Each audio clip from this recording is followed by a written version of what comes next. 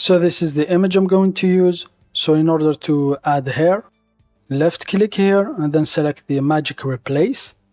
So you will need now to make selection where the hair is going to be generated. So here let's make selection like this. So here it is. And now here, new content, you can either type add hair, or for example, if you want to be precise, so sometimes this prompt here won't give you a good result. Just type on Google here type of haircut man, so you'll find, for example, the types you want or any website. So for example, let's go back to Photopea. And now I'm just going, so if you left click here, if you uncheck this one here, so for example, you'll be able to change the model. So for me, I'm just going to use the default settings. And now just click on replace. And now you will need to watch a short ad. Press OK. So here it is. Now let's select the zoom tool. Left click here and then left click to zoom in. So now as you can see, it created it on a new layer. And this is the raster mask here. If you select it, you can still, for example, remove some parts. So if you select the paintbrush, the brush tool, sorry. So on the raster mask, the black represents transparency and the white opacity.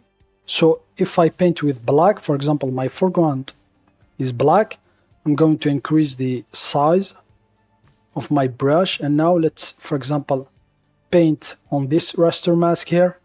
So here it is. As you can see, I'm removing some parts. So now Control Z to undo. And now, for example, I'm going to hide this one. Let's select our layer. And now I'm going to create another selection, but this time I'm going to select the polygon lasso tool. So now left click here. So I'm going to left click here. So I'm going to add long hair to this person here. So left click, left click. So here's my selection. And now left click, select magic replace. And now in the new content here for the prompt, I'm going to add women long hair.